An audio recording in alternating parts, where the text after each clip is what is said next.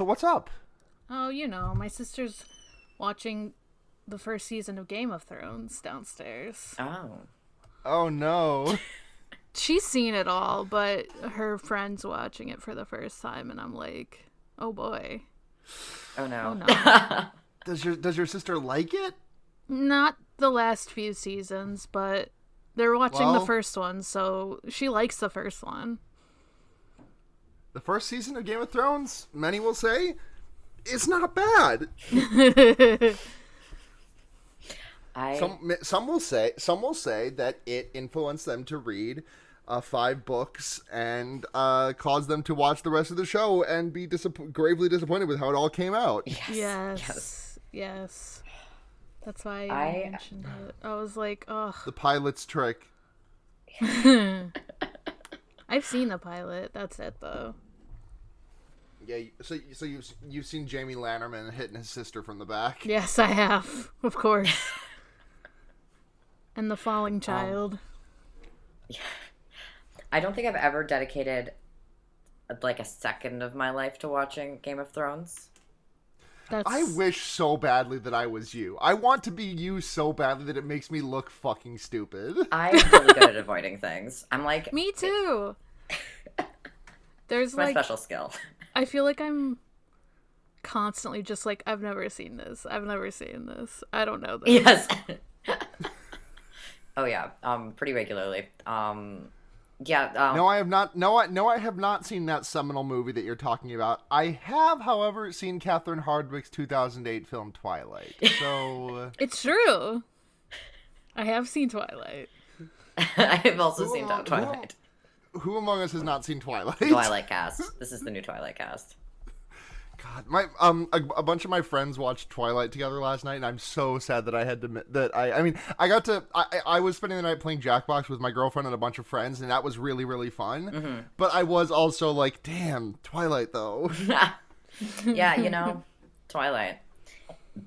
I rewatched Twilight fairly recently, and it's it's hard to say. I mean, it's a movie. Catherine Hardwicke is an interesting director. I'll say that. I watched another one of her movies for a class recently. I watched 13. That was a movie. I keep thinking you're talking about the 13th Year, the Mermaid movie from Disney Channel. And that is not what you're talking about. But God, I know about the 13th year. I know about the 13th year only in that when I was 12, I read it I read like a 2-sentence synopsis about it in the Disney Adventures magazine or something, and then I was like, "Damn, I'm 12. What if next year that happens to me? That would be pretty. That would be unfortunate if I was to turn into a mermaid. That would suck to be a girl and a mermaid. Ha ha ha. Unless." Well, unfortunately, spoilers for the 13th year. He does not change gender. He should, but he does not. He is a merman, technically. What is the goddamn point? I know. What's the fucking point? If you're gonna make a movie, if you're gonna make a movie about turning into some kind of magical creature, why are you also not going to give the children genders about it? This is exactly the problem with Rockadoodle. That should have been a girl mouse with eyebrows that fucking whatever his name got turned into. I don't know what Rockadoodle is. I don't either. It's a Don Bluth movie about some. The core plot is about this like rooster that's that's like Elvis and his girlfriend who like is a canary who literally sings in a gilded cage. But also the protagonist is a boy who gets turned into a mouse for some reason at the start of the movie. I don't know. It was formative. I don't remember anything else about that movie. I just do know that I watched that as a kid. Surprised I didn't watch it. The only movie I've ever seen is The Happening, directed by M. Night Shyamalan. Yeah, that's the only movie, actually.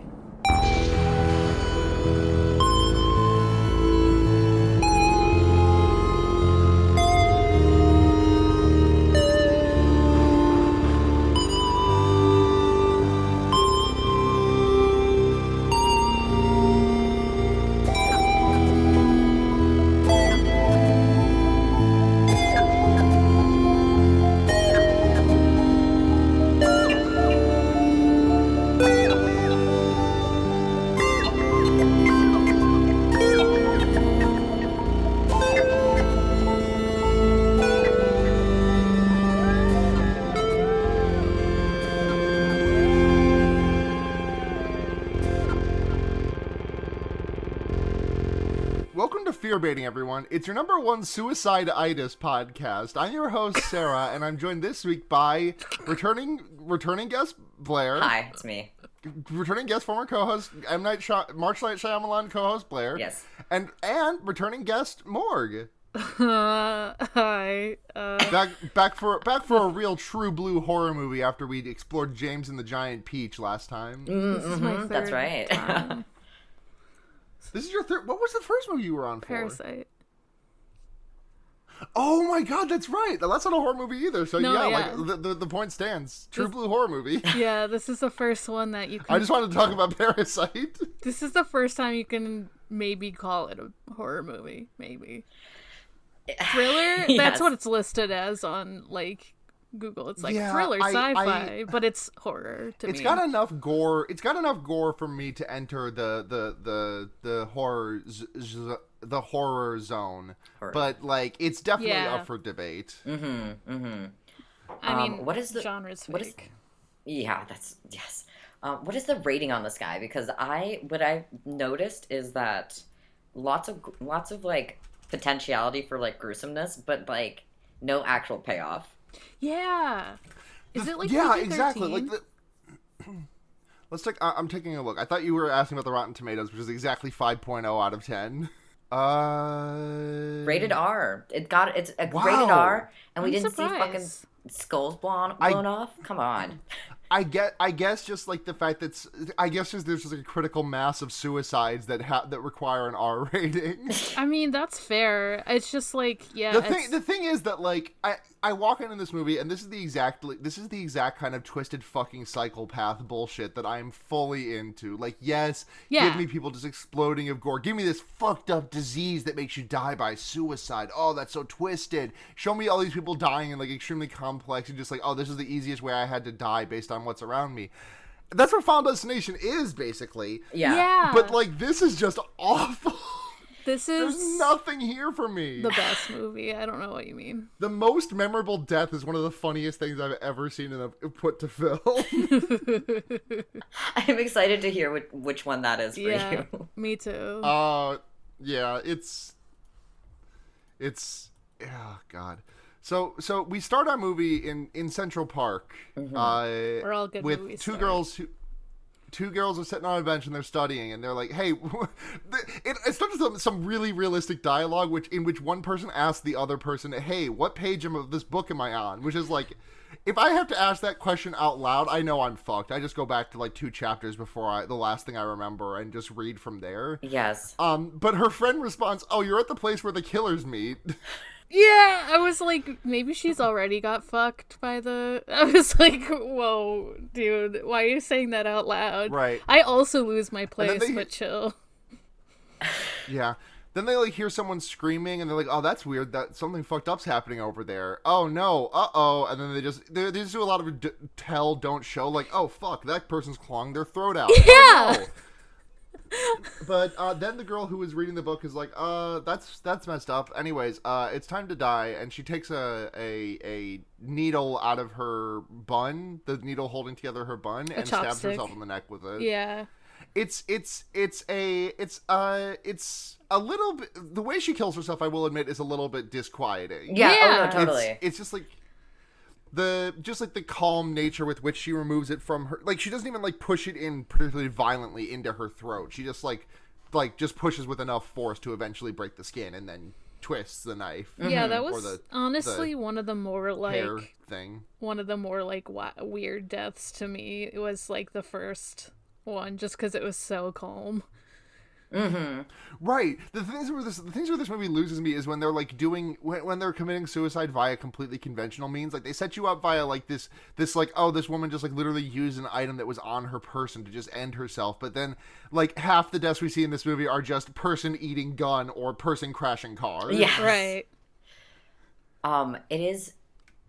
It's just like the opening scene for this movie just like immediately reminded The second me one's also great. that like, oh, that's right, M. Night Shyamalan writes insane fucking dialogue constantly, and that was basic. Like, not a normal sentence came out of a single person's mouth this No. entire movie. The next scene is like the one instance of decent acting in this movie, in my opinion, because it's on a construction site, and these four guys are like standing in a circle telling jokes, and then like a body falls down from up above, and like the guy who I'm assuming is like the the foreman on the job site, he is like, Jenkins. Yeah. Oh God, no! Jenkins had an accident, and he seems genuinely distraught, and he's the only person doing any acting in this movie. Yeah, for because sure. like a bunch of other guys start falling off the rafters, and then he looks up, and there's just like a fucking just like it's a parade of dudes walking off the building. It's raining pretty men. Hallelujah. It's raining men. It's like funny, kind of, even though it's fucked up. No, it's hilarious. You're right. And the dude's just like, God, or like, good Lord, or something, because everyone's. And then we hard cut to Mark Wahlberg, and I've got the movie pulled up alongside so I can say this line verbatim. And his first line of this movie is, "Look, I don't know if you guys have heard about this article in the New York Times about the honeybees vanishing." It's like, have you heard about bees? You like jazz? Man, it's just. He's like, damn, that's fucked up. There's bees missing, which is like I'm like, yeah, mood. This movie tries to there's an article that I always think about that someone wrote about the movie Science, which is that selling me one miracle of aliens existing, that's enough, but then to also sell me also God is real, that's too much. The thing that this movie does the same thing, which is that it tries to tell me that Mark Wahlberg is smart enough to be a science teacher and also whimsical enough to be Zooey Deschanel's boyfriend. Yeah, seriously. No chemistry between those two. Yeah, no. He's just like he Sorry, Morg, go on.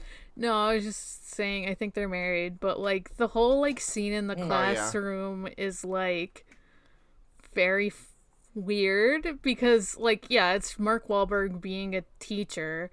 I also found out later that he was a professor in a different movie, and I'm like, why are they giving him promotions?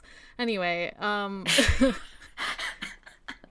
He just keeps asking about like why they would have disappeared, and it was all like he makes everyone come up with hypotheses, and then he points to the hot kid in class, James, and he's like, James, what do you got? And James is like, I don't fucking know. Suck my dick, teacher. I don't care about education.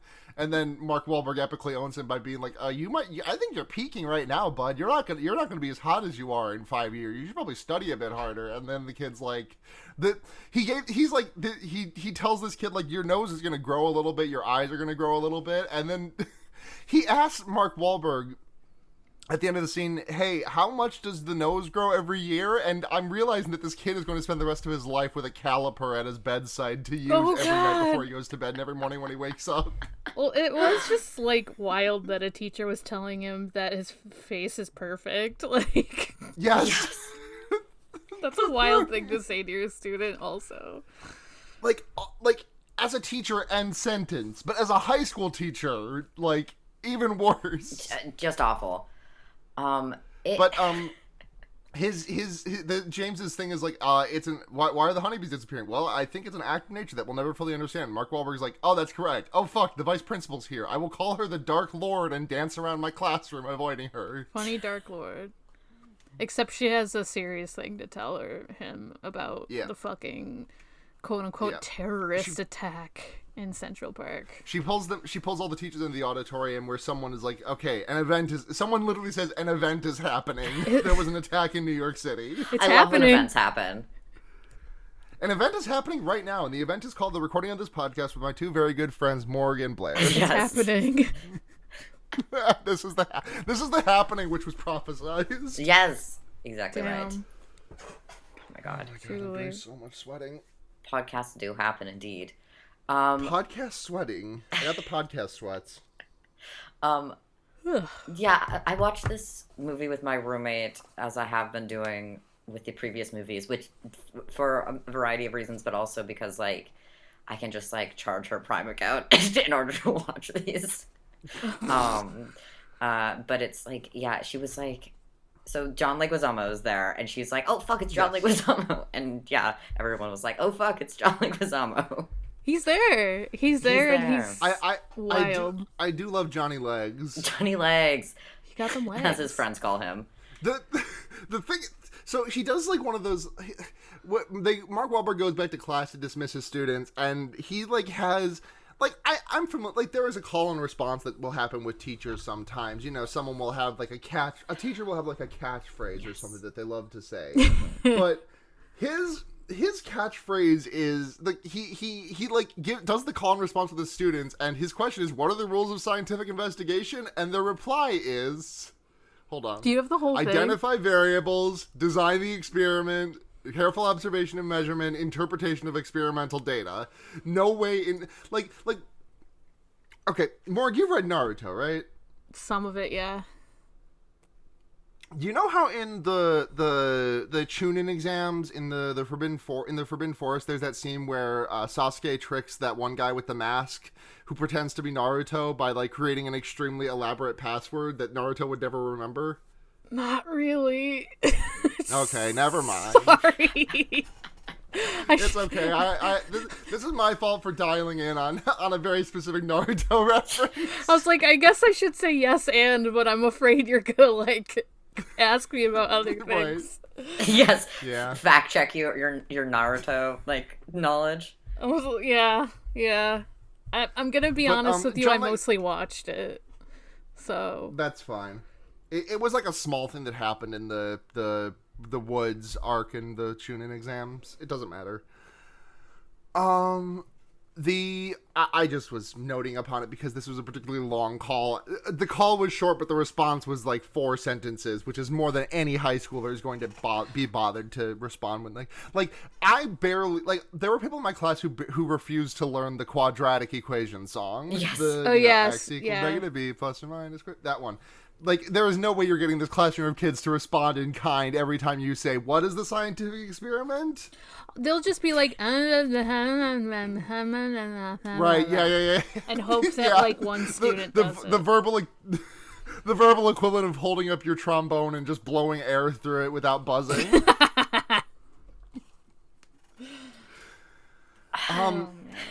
So John Leguizamo rolls up to Mark Wahlberg and is like, "Hey, Marky boy, I'm gonna go see my wife in Philly. You can come with your wife, Alma." And Mark Wahlberg's like, okay, well, if my wife is being cringe and fail, don't say anything, and because we're fighting, and I hate it." Yeah, the exchange is weird too, because they're like, and I was reminded of it with like a tweet thread where he's like, I'm going to tell you something that friends don't normally tell each other. And he's like, why do people keep saying that? And I'm like, Mark, no one says this. No one has said that to you in this movie. Yeah, no one has said to you, I'm going to tell you something that best friends should never say. I told you, I saw your wife crying on your wedding day. The thing is that, like, seeing your wife... John Leguizamo seeing his wife crying on their wedding day, like, that's like... that. I feel like the fix of this, the way this movie fixes their relationship, does not address the fact that, like, there were tears being shed on the wedding day. Right. Mm-hmm. Though, to be honest, I don't know what the stats are for successful marriages and people who've cried on wedding days out of fear for being married. I don't think there's a lot of statistical analysis of those Small percentage, sample whatever size. nonsense. Yes, every exchange is so then we cut to Zooey Deschanel watching the news broadcast at home, and she gets a call from someone named Joey, who literally does not matter. He keeps showing up. As far as I can tell, only exists in this movie to give M. Night Shyamalan a role of some variety. Yes. The fact that I didn't even realize it was him until you were like, "Oh, that's of course." It's impossible to realize that it's him, because M. Night Shyamalan speaks a total of like 10. Well, actually, no. When he's in Lady in the Water, he is like one of the main characters, but like he says 4 lines in Signs. Yeah. Like this man does not have a very distinct speaking voice. No, I love to write a movie to put myself as the lead character. The thing is that I'm normally a big fan of like. I love director cameos. Like I when Peter Jackson shows up in Dead Alive or not Dead. Is it Dead Alive? Brain Dead?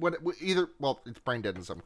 Anyways, when Peter Jackson shows up in that as like a surgeon for like a scene, I love that shit. When Quentin Tarantino just like rolls up to I mean, normally it's to say the N-word, which I don't love that about it, but I do love to just be like, oh shit, that's the guy who made the movie. Like, I love small director cameos. The guy who directed Snowden is in the audience at some point in that movie. But, M. Night just really doesn't know how to do it artfully whatsoever. Mm-hmm. Like a good director cameo is someone. Stan Lee is the epitome of a director cameo. I know Stan Lee's not a director, but like that is the extent of a director cameo that I want in the movie. I want him to show up, maybe say a funny line, and then be gone. That's it. That's all I want out of it. And Night Shyamalan just is like, what if I were to?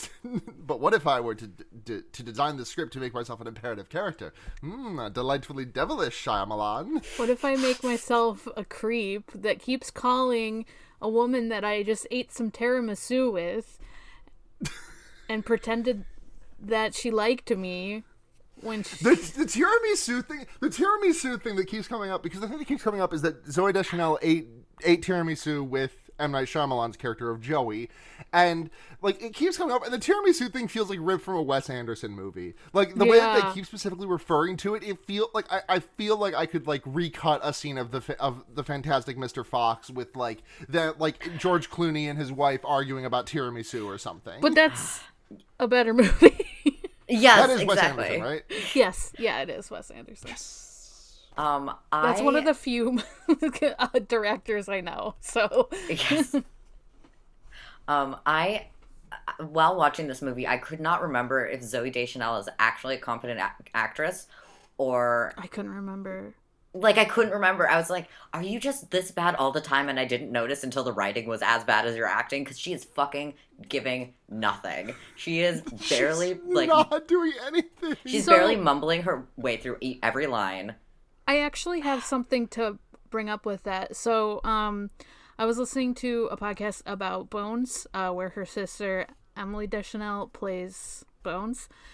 And the titular bone. Titular bone. And her sister shows up as like a cameo. And the two like podcasters are like, it's really obvious how much better Zoe is than her sister Emily. So she's at least better than her older sister. So I don't know if that says much, because the things I remember, the things I've seen Zooey Deschanel in are New Girl and Yes Man. Those are the only two things I've seen, and those are the two genders, New Girl and Yes Man. Have you not seen Elf? Oh my god, I forgot she was in Elf. She's the blonde love interest.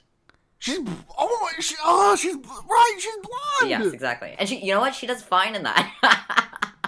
She does do fine in that. She is the most fine part of that movie that I fucking hate. I don't hate Elf.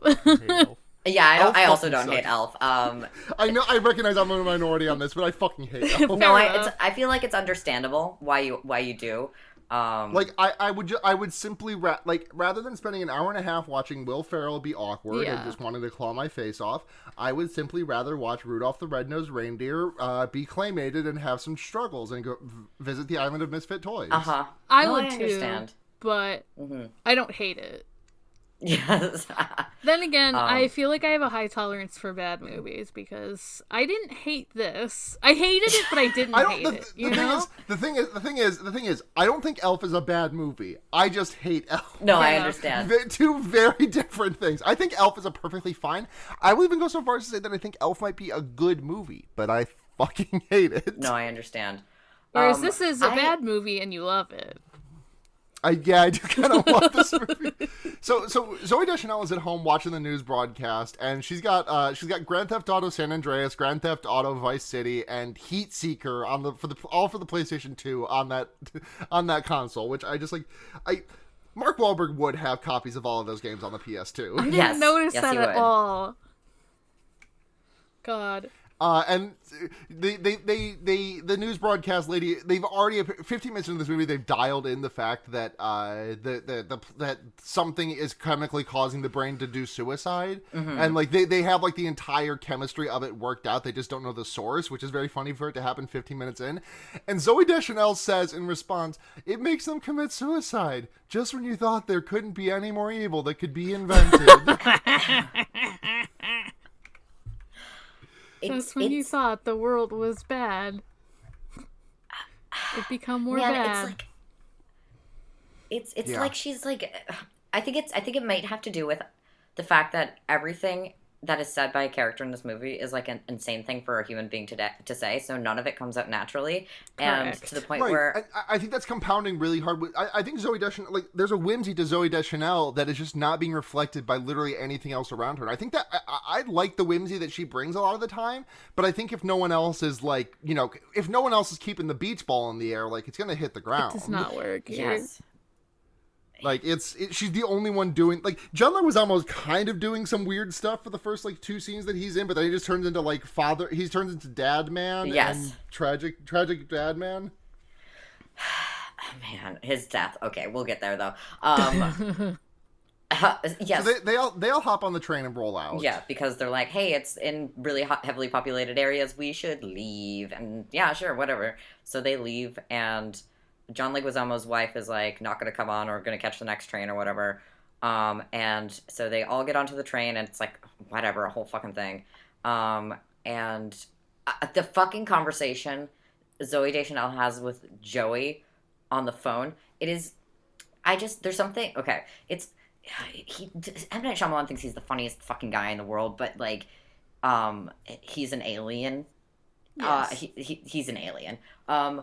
So it's this, like, long tirade. The second she answers her phone, it's just like, we just had tiramisu together. It's not that big of a deal. Blah, blah, blah, blah, blah. Like, she goes on, and only to be interrupted to be told that, like, there's more murder in Philadelphia or whatever, or there's, like, more suicides happening in Philadelphia. And it's like... Right, because then we go... It wasn't just New York City. It's, like, moving to... Like, it's other cities are being, quote-unquote, attacked.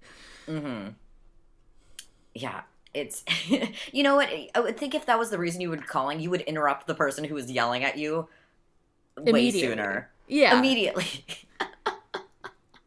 Listen, sometimes you just want to let them, sometimes you're having a tussle with a person and you just want to let them yell at you for as long as possible to maximize the guilt. Yes. Before you say, actually, I'm calling for something completely different. Yes. People panic, time passes, then they stop in a small town in Pennsylvania. Well, we get the scene of everybody in Philadelphia killing themselves with a single cop's gun. Oh, God, yes. Yeah. Because we go to Philadelphia and the exact same thing happens at the start of the movie. Is like everyone in the city is like, okay, time to kill myself. And the first thing we see is a cop eats his own gun, and then a guy gets out of his car and walks up to the gun. The cop dropped that gun like 30 feet away from him. I'm looking at the shot literally right now. The gun is so far away from the cop. And then he shoots But so himself. he picks it up and shoots himself, and then another person walks over and shoots themselves, and I'm just like, this is nothing. It's kind of a cool one shot. Like there's like a 45-second one shot here that I'm a slut for a oneer. There's a couple of good oneers in this. I like it. But it's so nothing. All you see is people's feet as they pick up the gun, and then you hear them get shot, and you see them fall over, and then someone else picks up the gun. Yeah. Yeah. M. Night does have, like, interesting ideas in this movie, like, scene-wise. Yes. Like, speaking of, like, prolonged shots, I'm also thinking of, like, the model home prolonged shots as they were, like, walking through it, which I thought was, like, interesting, but done in just the strangest way. It just felt like I'm really surreal. Like, it felt like just a sort of boring dream. Yeah. So they all get on the train, but it stops in Filbert, the town of Filbert. Yes. Philadelphia. And they all hole up in a diner together. Just like a shitty podunk town. All the people that were like making the train, that were like driving the train and stuff, were like, we stopped because we lost connection with everyone. So they're like, and in the diner, there's like some kind of like little scenes between Mark Wahlberg and what's his face's daughter. John Leguizamo's daughter, and he's like, here's the mood ring that I brought for this, and it's their sentimental value for the mood ring, and he gives it to her, and he's like, oh, the ring turned yellow, you must be about to laugh, ha ha ha ha ha. But then he like just stares at her until she laughs, like nothing funny happens. Yeah. He just kind of stares at her, and the kid eventually laughs. It's kind of cute, I guess. Yeah. But then a random woman tugs on Mark Wahlberg's shoulder and says, oh my god, look at this video, my sister sent it to me. Yeah. And it's a video. This is my favorite death in the movie. I love it so much. Fucking good. So She pulls out a fucking iPhone 2 and like turns it sideways, shows Mark Wahlberg a video of a man who has walked into the lion's den at the Philly Zoo and is just walking around to the lions, trying to get them to sniff his arm and then eat his arm. They take his... The thing is that, like, this disease makes you do suicide. I don't think this disease, like, destroys your pain receptors, because this man gets his arms torn off and is just kind of, like, standing there chilling, waiting to die. Well, so they actually explain early that, like, they get confused first. That's, like, the first symptom. Like, it is a little, like, weird that they act like they're not feeling anything, too, but, I don't know, I feel like I highly recommend sorry, go on. I was just gonna say, I feel like there's kind of gotta be some sort of, like, numbness to it, even if it isn't said, just because otherwise your body will, like, kick into, like, preservation mode. Oh, true. Self-preservation, yeah. Anyways, I highly recommend you just Google the happening lion scene and watch this man get extremely green screened apart by these lions. Yeah. It's like a high-budget Tim and Eric sketch. Yes! It really does! The guy's just, like, wandering around and he's like, you want my arm? Do you want my arm? Yeah, come here, come get my arm, Yeah, here you go. Yeah, thanks, bud, thanks. Yeah, and it, like, cuts away, and then it cuts back, because, like, the phone was moved, and then it cuts back, and he's missing his arm, and the other one, he's trying to bait another lion. It's, like, very funny, actually. It is. His little stump is squirting out blood like fucking Monty Python. Good effect. So good. Then someone comes on the TV and is like, "Hey, there's some fucked up shit happening around here. There's also been some here's the radius of all the events that are happening, and this is Filbert, Philadelphia's like dead center on everything." And the guy on the TV is also like, government officials were asked about reports of government testing going on in the northeastern area of the United States. They've declined to respond on any of these questions so far. Why did it show cuts to other states that weren't in the Northeast? Just people watching. It was like showing people from like Florida and Nebraska, just watching TV. Did it? I didn't watch. I didn't catch that. I missed that.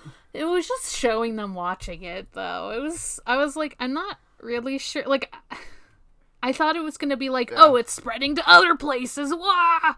But no, it doesn't. Yeah, not until the end of the movie. No. Everyone peels out of the Filbert restaurant, and Mark Wahlberg has some small words with a guy who kind of looks like if Peter Stormare had a big bushy beard and a lot more face wrinkles. Like, I know Peter Stormare's already got a lot of face wrinkles, but like more. Mm-hmm. And that guy's wife, and that guy fucks off. Also, John Leguizamo says, I'm ditching y'all. I'm gonna head over to Princeton, see what I can do. Take my daughter though. I gotta head out. Well, I gotta head out, see the wife. Bye. Yeah, his wife went to Princeton because she got like a bus to Princeton, I guess, and so he's gonna see. And John Leguizamo says, John Leguizamo, who 20 minutes ago said statistics are useless, they don't mean anything. He just said there's a 62% chance Princeton didn't get hit, which, I mean, I know what M. Night's doing there. That's not like a I'm not cinema sensing that. That is just like a character thing. But it is very funny to me. Yeah, I mean, that was just because the other people were asking for like some comforting numbers, kind of.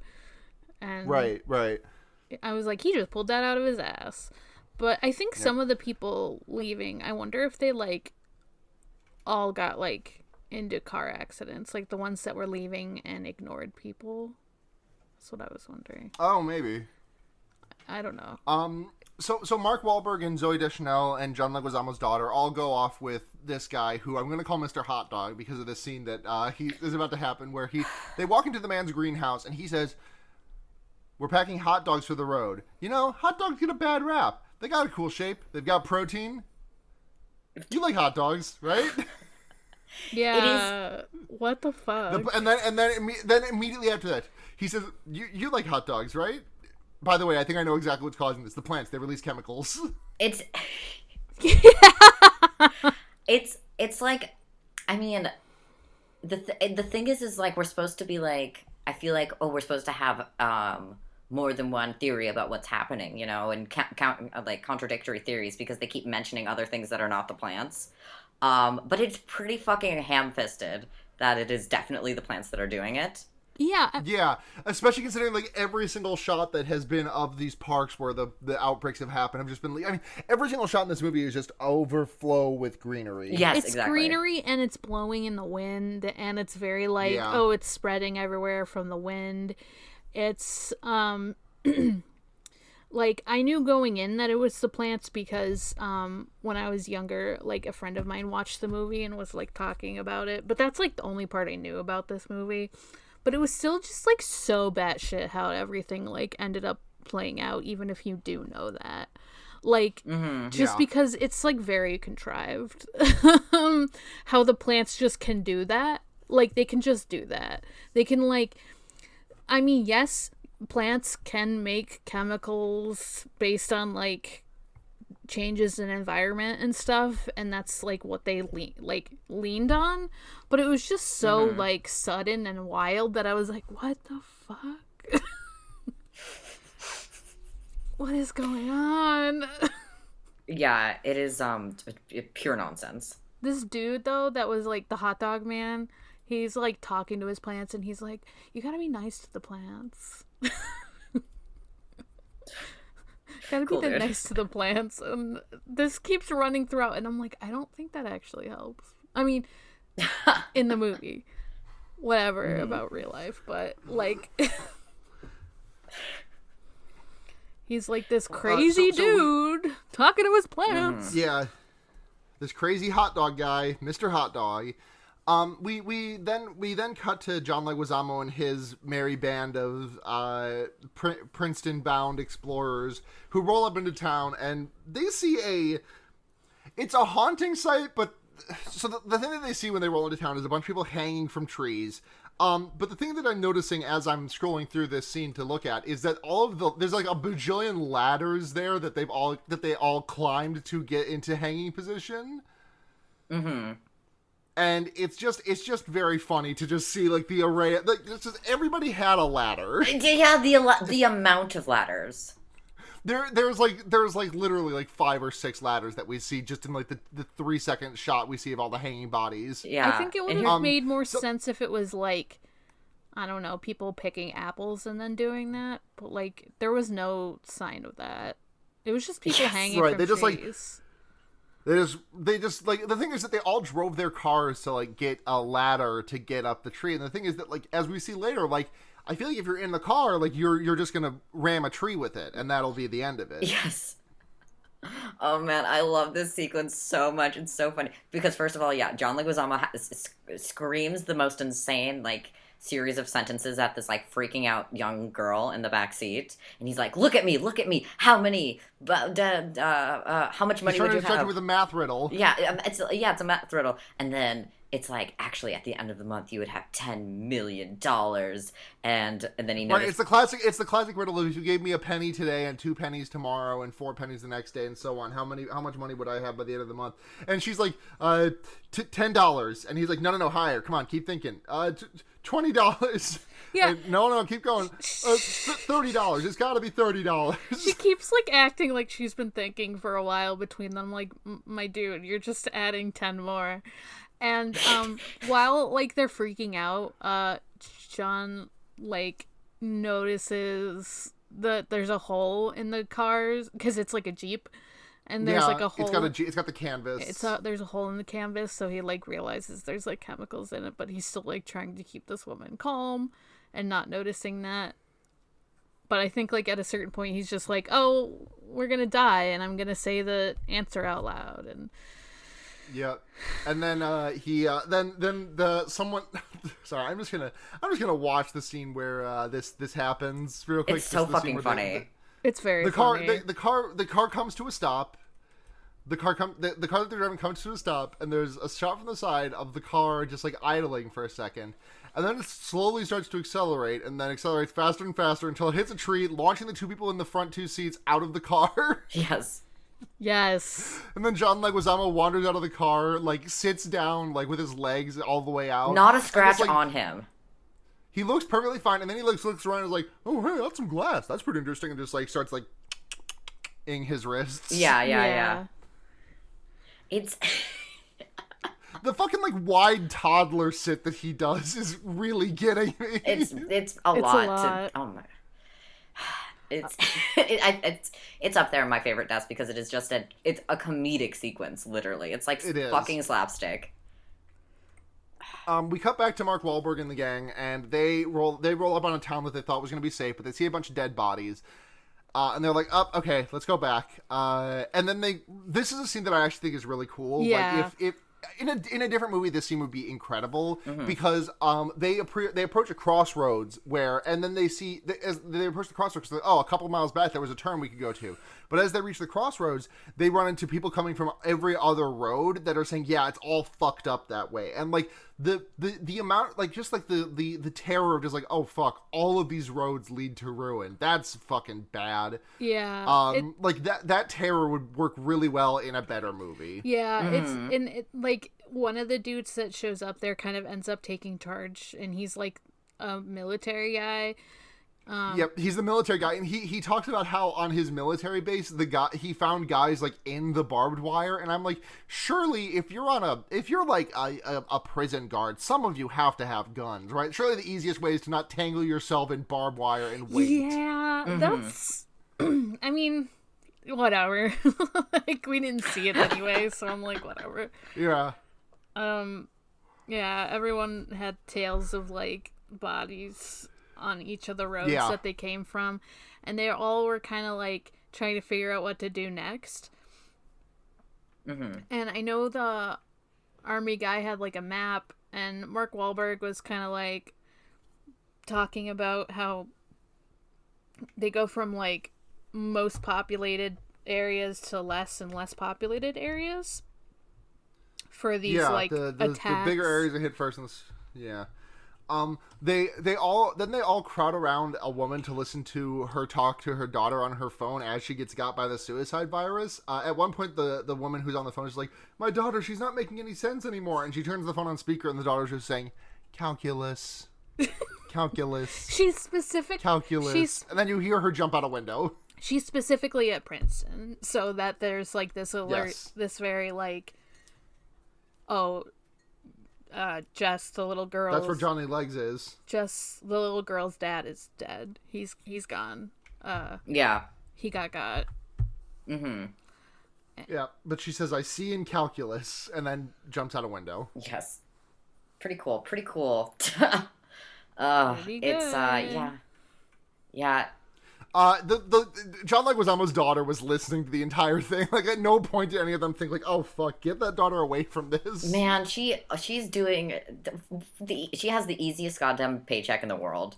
That small child. Yeah. I mean, which is fine because she's a small child. But I'm like, she has one line in the entire movie, basically. Well, Jess, they like say that's the girl's name. Like they like kind of make sure to say like, oh, she doesn't talk as much when she's under distress, and like yeah, good for her for not having to say bullshit in this movie. Yes. But like and honestly, like a lot of the scenes with her, like they're only touching because she is a cute little girl. I feel like she does she does help the movie in that way, kinda, because they're like, oh, we gotta protect her. She's not annoying. I feel like sometimes little kids in like movies like this can be annoying, and she's not, I guess I should say. Yes, that's true. Just if you're not good at directing children, in terms of children in M. Night Shyamalan movies, I think that this kid ranks higher than Kieran Culkin and Abigail Breslin in Signs. Yeah. I don't think there were any. Were there any prominent children in Lady in the Water? That come to mind. But speaking of Abigail Breslin, they eventually, like, everyone... So there's a whole, like, thing. Like, there's just a whole thing with groupings and, like, people... It's whatever. It's just the movie takes up way too much time doing, like, a whole, like, group size, like, thing. But it's, like... Yeah. It's passed through group size and also wind or whatever. So it's a whole thing. And they end up with Jared and Josh or whatever their names are. Jared and Jacob or something. I don't remember. Yeah, I don't remember their name. And one of them Spencer Breslin, yeah. Yeah, and one of them's Abigail Breslin's brother. And So the fine. before they split, but when they split off into the groups, the military man that we met earlier goes completely Full Metal Jacket and is like, "This is my gun! This is my gun! This is my gun!" and then eats his gun, and then everyone else in his group does the fucking, "Well, there's a gun over there. Guess I'll go see what." Oh, it's suicide time. Okay, bop, and then everyone else in the group does that. And that's how they decide. It's like that's how they decide, like, oh, it's the bigger group, so there's more problems. And they're like, oh, bigger group irritate plants more, I guess. Yep. Yes. I don't know. it's so fucking supernatural nonsense. Mr. Hot Dog also dies in this scene. He just vanishes. Yeah. So we get our group split, which is we have Mark Wahlberg, Zooey Deschanel, Jess, Jacob, and Josh. And at this point, I was like, "Oh fuck, there's too many J names. This is gonna be so hard for me to remember." But then the movie very gracefully decided to let me off easy by, well, first they go to a model house where everything is fake. There's a very funny scene where Mark Wahlberg talks to a potted plant. Like, M. Night Shyamalan can't write comedy, but this scene I think is actually genuinely funny, like for the reasons that are intended. Yes. Like he is like treating this plant with like reverence and like holiness. Like, "Oh, please don't kill me. I'm just going to talk in a very positive manner. And you are plastic. I have been talking like this to a plastic plant. I'm still doing it." Yes, it works. It does work. It's the one actually intentionally funny scene that hits. I feel like every M. Night Shyamalan movie has one joke that actually lands, and this is the one for this movie. And then we just see that everything in the house is fake, like all the food, all the orange juice. We get like a completely pointless oneer around this scene, and I don't fucking get it. There is a very funny shot of like Mark Wahlberg picking up a wine glass, like he's like swilling it around like for consideration and like sniffing the fake wine. Yeah. I also and then they walk out the front. There's a big sign that just says "Model Home." Yeah. It's like, yes, we get it. M. Night, we get it. I also wanted to say, like, before they got to this house, like, when they were, like, freaking out and running from the groups and stuff, Mark Wahlberg, like, called back to his weird callback thing in the classroom where he's, like, experimental data, and he's just, like, running through all this stuff, and I'm like, is this the only reason you did this early on, is to have a dumb callback when he's thinking about the plants? Like... Morg, I'll answer your question. The answer to that question, and also for every other M. Night Shyamalan movie, the answer is yes. Yes. Okay. Everything M. Night Shyamalan does is in the service of a callback, which is not a negative thing inherently. Like, I think as a director, most of the things that Edgar Wright does are in service of a callback, especially if you look at, like, Hot Fuzz, for example. Like, that movie is the entire structure of that movie is just callbacks. Sure. Mm-hmm. But, like, that's a good movie, and this is not. Yeah, I guess that's the problem, is that it's a bad callback because it's a bad movie. Yes. Right. They get out of the model homes. They get out of the model home, and then they see a bunch of other people convening on a different model home, and they're like, "Oh, fuck, that's too many people in a group." And then they see a guy start a lawnmower and get it all set up to run, and just lay down under it. He's just like, "Guess I'll die," and lays under the fucking lawnmower. Again, I love how patient everyone is.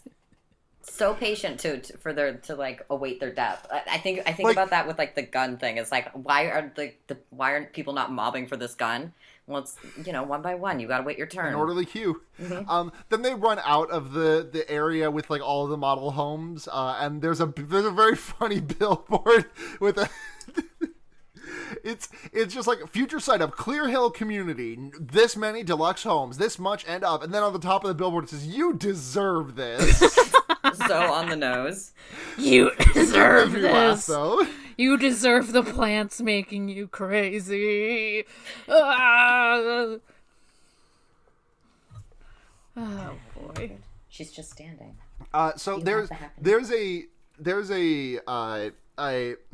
So Jess confesses her tiramisu time with Joey to Mark Wahlberg. Yeah. And then like 10 minutes later he like throws it like this is like one of the meanest things I think you could do as a partner. Like, I think this is supposed to be like Mark Wahlberg being a good sport about things, but I think this is like, if he did this because what happens, he's like, I had tiramisu with this guy and nothing else happened, but I feel really, really bad about it, and I just want to tell you before we die, and I'm really, really sorry.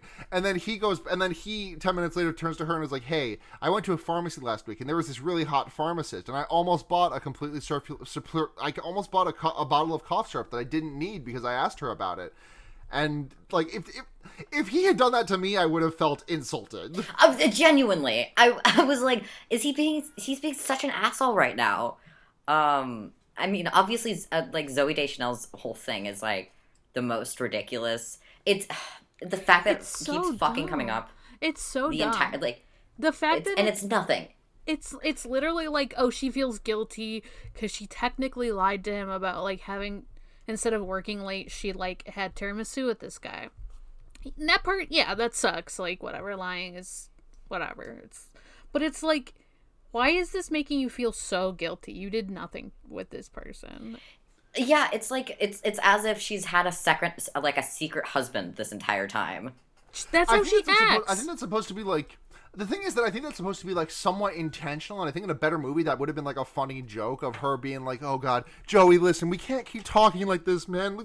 You're tearing my relationship apart. And then like she does her big confession, and it's just that she went to eat tiramisu with the guy once. Yeah. And in a better movie that would have been very funny. But in this movie it just feels like so weird, and like they reveal the fact that all they did was eat tiramisu. So like the first time you see Zooey Deschanel, she's like ignoring phone calls from this Joey guy, and then the second time you see Zooey Deschanel talk to Joey, she just like immediately says, we just ate tiramisu, and that's it. Like there's no, if that scene wasn't there and instead it was just the her being trepidatious about confessing her illicit crimes to Mark Wahlberg, and then it's just eating tiramisu with the man, which is like, you shouldn't lie to your partner, but it would be funny. Yeah. It would be funny.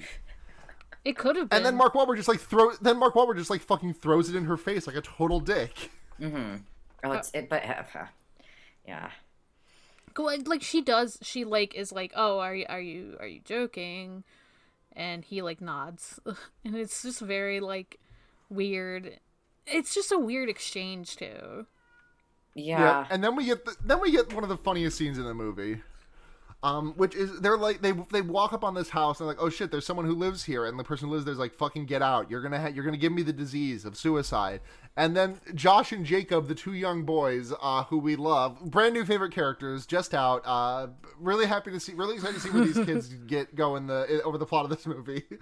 They're like, hey, open the fucking door, and they start like kicking it and like punching the windows and stuff, and then someone opens the front door and like just fills this child with buckshot. Like his chest explodes. Yeah, and like I literally, my notes at this point are like, humans are the real monsters. Ha! Because that's what this fucking is. This is what it's supposed to be. Yeah. Like, there are six discrete holes of buckshot that come out of this child's back. And then it's so funny. You have to explain the second part, which is like cartoonish, where like the other kid who's like near the window and was like kind of trying to get his friend to stop like kicking the door, there's just like a gun like barrel poking out of the window and just shoots him in the head. And I'm like, Mark Wahlberg tries to save both of them, but he can't do it. Slow motion, him yelling, Jared, no, basically.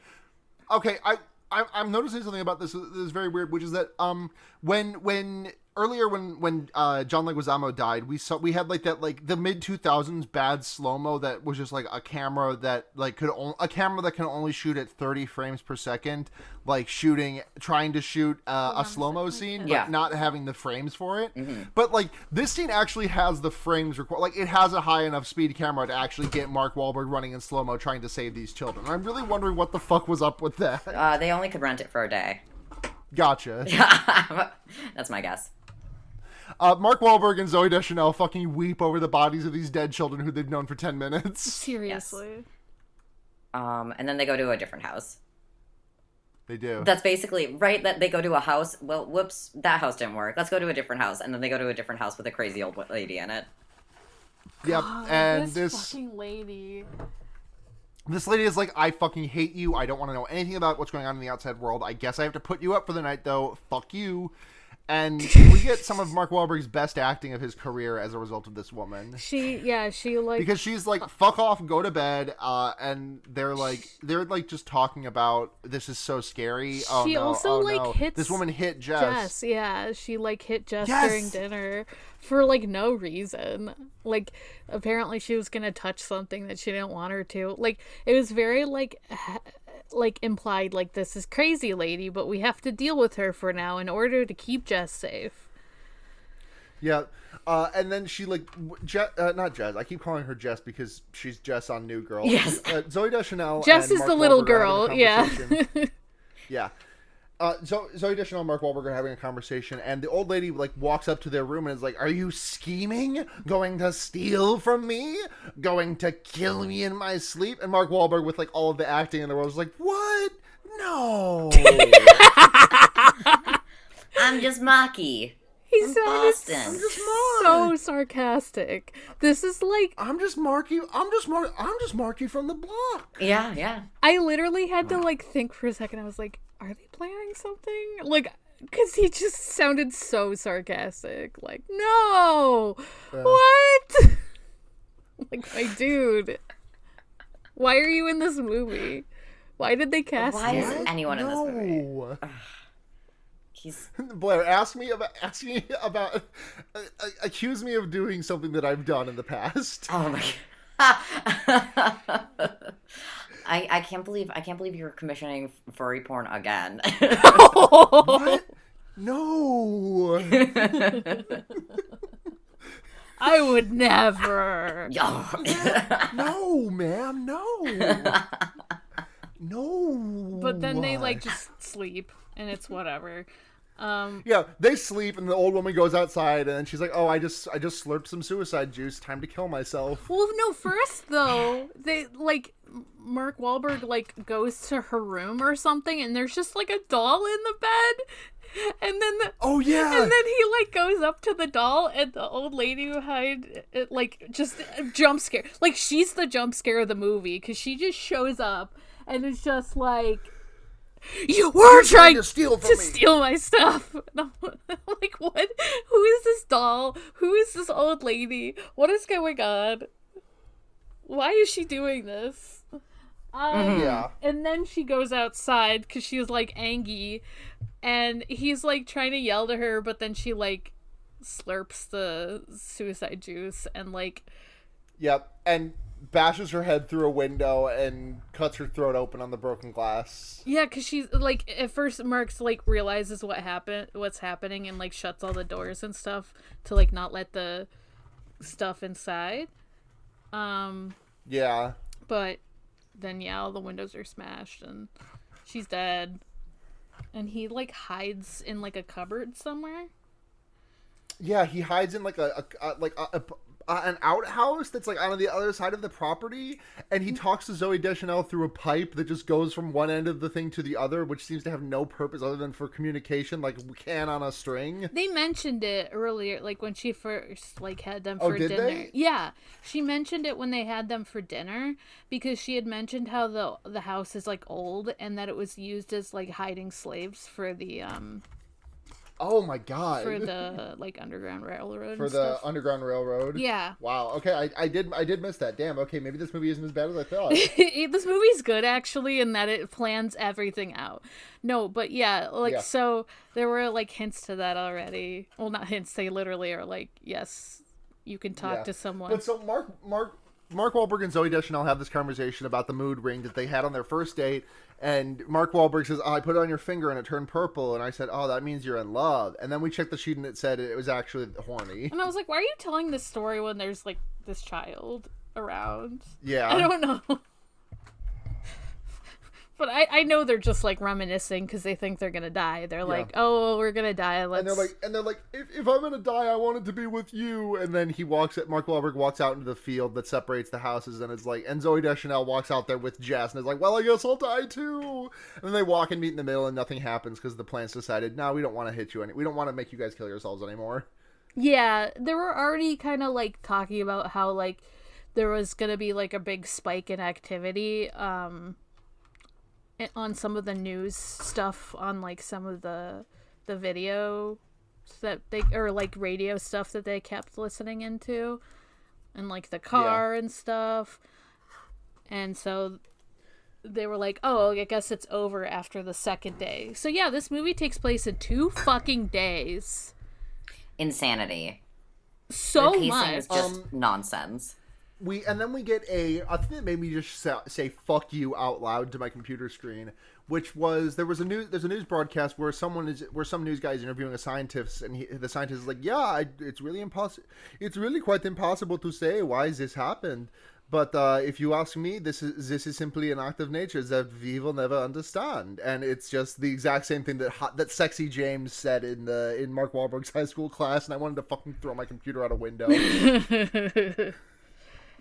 And then the last scene of the movie is some people in France, and it's just the exact same thing at the start of the first movie, where the guys are like, you forgot the pregnancy. Hey, buddy. Oh, I'm sorry. That's right. She's pregnant. She's pregnant. Alma was Cersei.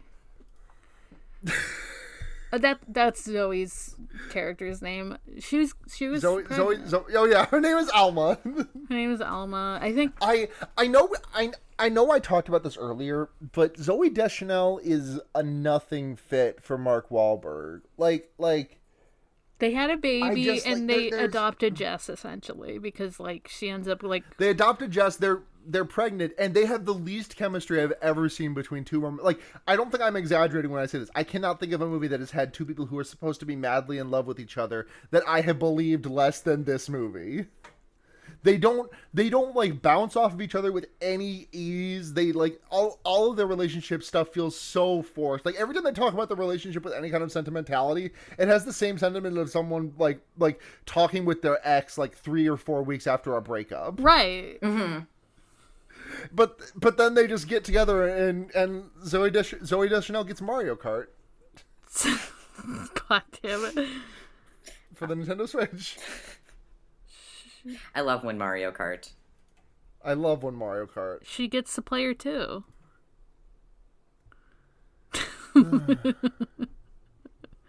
And then then the French stuff happens because on the TV, like when the science guy is like, well, I think that it's nature warning us about stuff being fucked up and, you know, global warming and stuff being bad.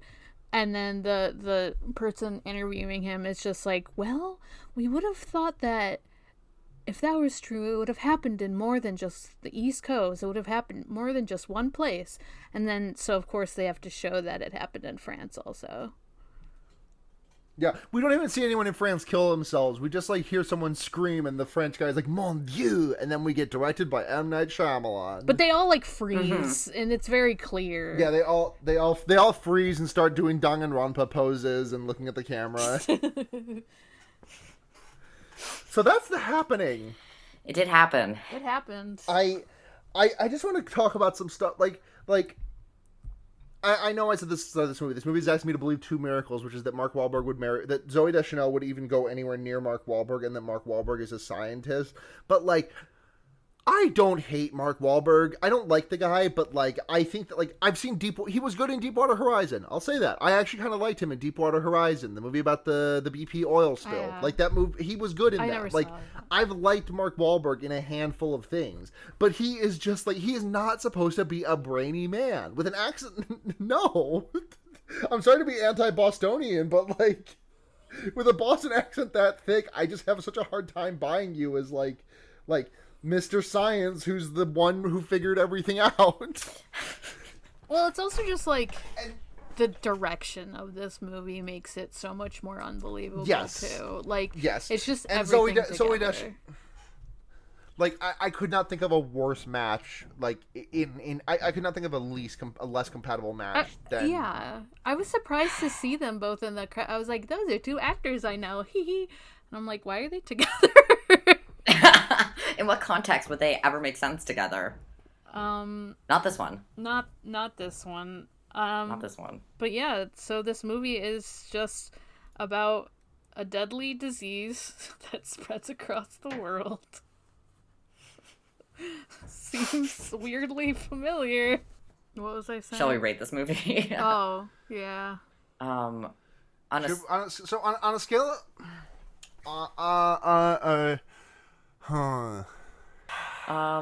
a scale of 1 to 5, what is anything that happens? On a scale of 0 to 5 slices of on a scale of 0 to 5 slices of tiramisu, how many slices of tiramisu are you going to cheat on your boyfriend with? I would never. This movie.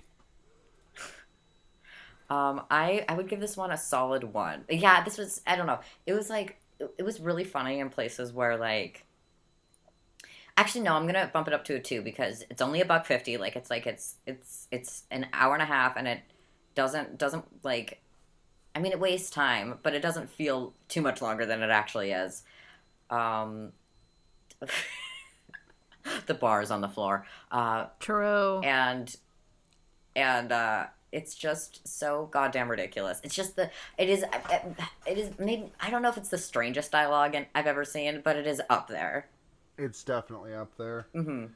It's, yeah, this is gonna be like, I had a real blast watching this. Like, Lady in the Water physically pained me every time I checked the runtime and saw that I still had 80 minutes left in that movie. Oh yeah. This one was funny. This one gets a full 2 slices of tiramisu from little old me. Morg? Yeah, I was thinking about giving it a 2 also. I was like thinking 2, maybe 2.5, but I'll go with 2. Just because I did have like a fun time watching it. Like, and the fact, like, if it was any longer, it would have been too long. But yeah, and literally, if this movie was 91 minutes, this would be unpalatable. Yes. But like, I'm almost glad that everything even though it was batshit, I'm almost glad everything happened so fast. I was worried it was gonna be like dragged out. But like, yeah. the one thing that makes this not as much fun for me is that like everything happens so fast, but there is so much time in between things happening so fast where nothing happens. True. Like, it's like, okay, a very fast thing just happened over the last minute. The next 3 minutes of this film will be Zooey Deschanel and Mark Wahlberg having an argument, and you can definitely tell how much they love each other. You can tell it very easily. Mm-hmm. Honestly, taking out the personal drama stuff and just making it a batshit like. Like, honestly, give me a 60-minute cut of this movie that does not have any of the interpersonal drama between Mark Wahlberg and Zooey Deschanel. Yeah, because then it would just be like a like essentially it's kind of a climate changey type of warning movie, batshit version of it though, and like that can be fun. I don't know, even if it's like troubling. Yes. Yeah. I mean, I made reference before about how it's a short version of what's going on now, but 2 days instead of 2 years, you know. It's a little bit more twisted. A little more twisted. From the twisted mind of M. Night Shyamalan. A little more twisted, fucked up. We don't have any questions, so we're just going to go straight into recommendations. Yeah. Morgan, do you have a recommendation, or do you want us to go first? Can you go first? I forgot this was No, it's okay. Actually, Sarah, if you have something, I have been thinking about this for the past 2 weeks. I have no fucking idea what I enjoy. I have been playing Megaman. A couple of days ago, my girlfriend Sophie was like, "Yeah, I've been playing Megaman too, and it's been beating my ass pretty hard. I've been because Sophie's played most of like the later Megamans, like a lot of the Megaman X's, Megaman Zeros or whatever they are after X, but has not played much of the original series. So they were like, "Oh, let's dip back to 2," and they're like, "Oh my god, it's so hard." And I, being a smug pro gamer who speedruns Megaman 1, I was like, give it a shot, and now I'm in the middle of Mega Man 3, so I'm just going to go through all of the mainline Mega Mans, and I'm really just having a blast. They're fun video games, except when they're not. Yes. Oh, man. I guess my recommendation for this week is, man, what is good in my life? I'm so tired. In the vein of me recommending, nonsense, um, go to bed early. It's nice, and then you wake up early, and that's nice too. That is nice. Sorry, I was up until 3:30 last night. I don't know what you're talking about. It's Don't be a good Sarah. when it's good when you're asleep. Period. That is true. Consider it. Yeah. So I actually do have something. I feel like a lot of what I've been doing since I'm like working and stuff, it's just like listening to podcasts, so it's just a podcast recommendation. I haven't been reading a lot, so it's been nice to listen to some friends make their own book and read it out loud. I recommend the podcast Heartspell. I need to listen to Heartspell. Hosted Heartspell featuring last episode's guest Janos. Yes. Janos is one of 3, sometimes 4. Sometimes they have their 4, because it originally was a spin-off of Who Watches the Watch as kind of like their Patreon podcast, but they are starting to release it for free. I liked it so much I signed up for their Patreon so that I could listen to like the 15 episodes they had in the back. It's just like a ton of fun because it's just like a bunch of friends who are like impressed by each other, like writing and like doing a chapter essentially for every episode. Like everyone does a chapter, it like rotates between the 3 of them, and it's just like very funny. It's very young adult, but also like very aware of itself being young adult, and like it makes a lot of references to like the bad tropes of them, and is just like playing with them a lot, and it's just, yeah, I don't know. It's also like kind of inspiring to me to like want to write again, which is impressive because even though they're kind of doing it as a joke, it's also like, well, they're having a lot of fun with it, you know? So. Cool. What it's like Immortal Incantations Heartspell is what I think it's actually called on podcasts. That's gonna do it for this week's episode of Fear Baiting. Morg, thank you so much for coming on for March Night Shyamalan. This was an absolute treat. Hell yes. Yes. A huge treat to have Morg on this one again. Fuck yeah. Morg, where can people find you? Plug your pluggables.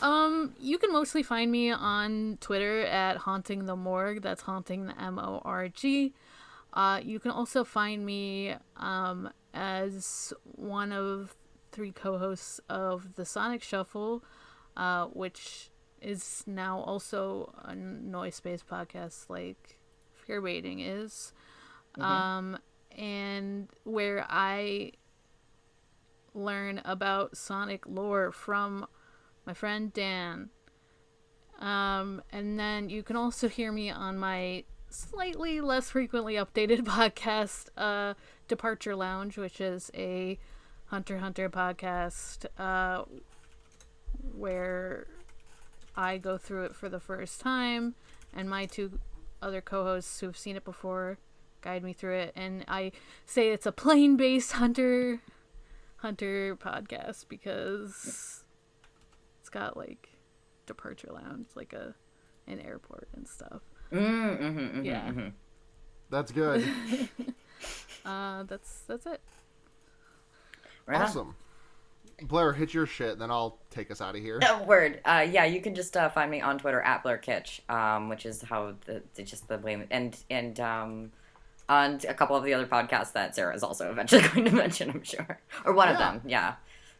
So, we are Fear Baiting. We're on Twitter at Fear Baiting. We're also on Patreon, patreon.com/fearbaiting. $1 a month gets you episodes early if we get them up early. $5 a month gets a message read on the podcast and your name read on the podcast. $10 a month, all that, and you get to make us watch a movie. Thank you very much to Paul Moran, Kit Spindler, Michael Kaiser, and Ducky Aisha. We love you all so much. Thanks. I actually should double check that the patrons have not changed, because I did just rattle that one off the mind because we have the same patrons every week. We have 5 of them.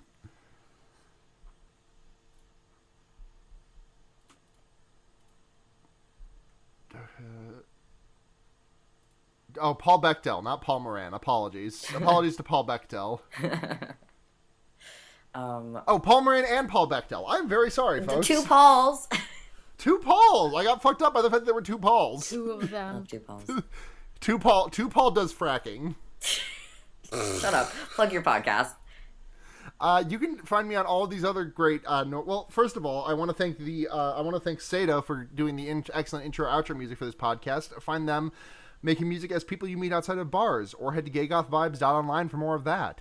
If you want to find me, I'm on Twitter at Sunhatzhenya, SUNHATZHENYA. You can also listen to my other great noise space podcasts, such as The Wonder Years, which is the Animorphs podcast I do with Blair and the aforementioned Seda. Mm-hmm. You can listen to Henry Kissinger's Pokemon Going to Die. It's a leftism podcast that I do. You can listen to Special Grade Snacks, which only has one episode left to happen at time of this recording, which is really fucked up. One episode left until they announce the movie and the new season, I'm sure. Mm-hmm.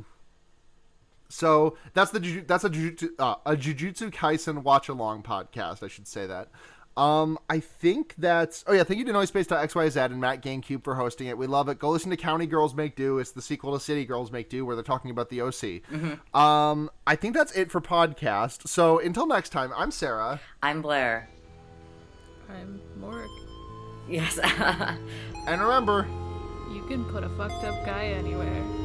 Fucking nailed it. Good night, everyone. Woo, I remembered.